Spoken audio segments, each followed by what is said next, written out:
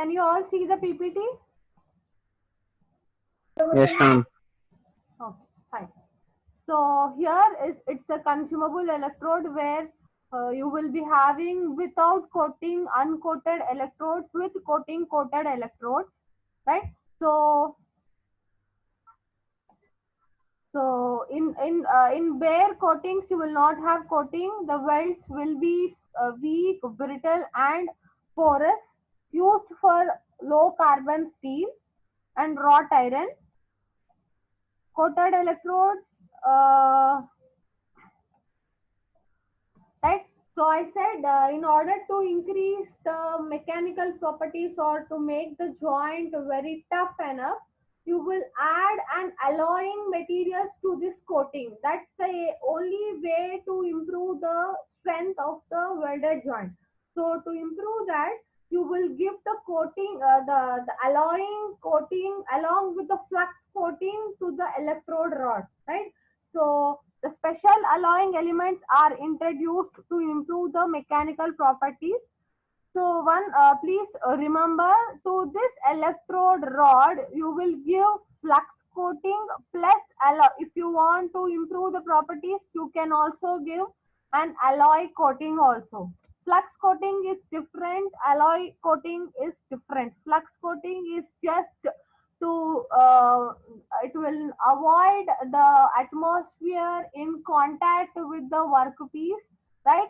So that is different, right? Now we'll see the flux coating.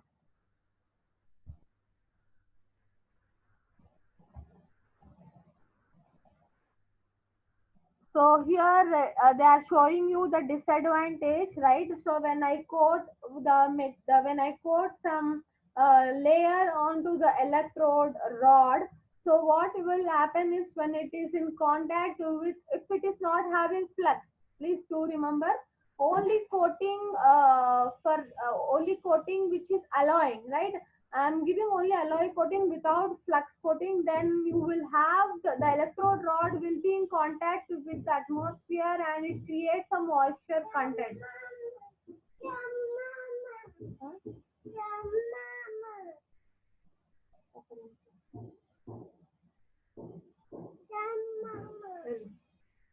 Right. So in order to avoid that, you will give the flux coating, right? The consumable electrode rod, the diameter ranges will be here 1.6 to 2.5, 3.2, 4, 5, 6, and so on.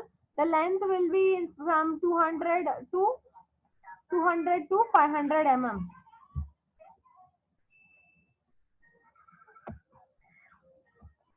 Now comes the picture flux coating, right? Flux coating will absorb the oxygen and nitrogen, right? So it will help in stabilizing the arc and it will avoid to form the oxide layer deposition, and it will combine with the impurities and forms as a slug, or you can call it as a slag, right? Slag layer, right? So that you can remove it. So now we'll see what are the types of flux materials. There are four types of flux materials. One is cellulose. The second one is rutile coating. The third one is iron oxide coating. The fourth one is basic coating. You can see the four coatings which are used based on the materials, right? The first cellulose coating is, it's a very thin coating. Rutile coating is a thick coating where you can use both. You can use either AC current or DC current. But cellulose coating, if you are using cellulose coating for electrode rod, then you have to choose DC current, right? I said you can use either of power source, AC or DC, but based on the electrode specification or based on the material properties, you should choose either of it, right? Then in gate point of view, they will ask you which type of current they can use for which type of materials. Likewise, they can ask you match the following, or in public service your government exams, they will ask you, the mostly you will get questions from this area, right? So iron oxide, it contains oxides and carbonates of ferrous and manganese, right? So this is for, it is used for deep groove welding, right? The basic coating, which is it is used for heavy material, heavy coating, like heavy coating and overhead welding positions. They go for this coatings, right? So please make a note of it. All these four types of flux coatings. Please, I'm mentioning flux coatings are different with alloy coating. Alloy coating is only to improve the mechanical properties. Flux coating is to shield the weld area, right? It will not allow the oxide layer to be deposited on the workpiece, whereas alloy coating will concentrate on HAZ. I said yesterday HAZ, heat affected zone. So it will concentrate to improve the properties at HAZ area, right? So the last topic of electrical arc welding is arc blow. I said arc blow is a defect in welding, right? So here you can see what is arc blow. I will explain very clearly, right? So this is the workpiece, right? So now I am moving the electrode rod from this direction till the end. I am moving the mouse in the same direction. I will be moving the electrode rod. So when I am moving the electrode rod, there will be a magnetic field. As you all know, the magnetic when a current is passing, the magnetic field also will start moving perpendicular to the direction, right? So this perpendicular magnetic flux lines will start moving in the form of circles, right?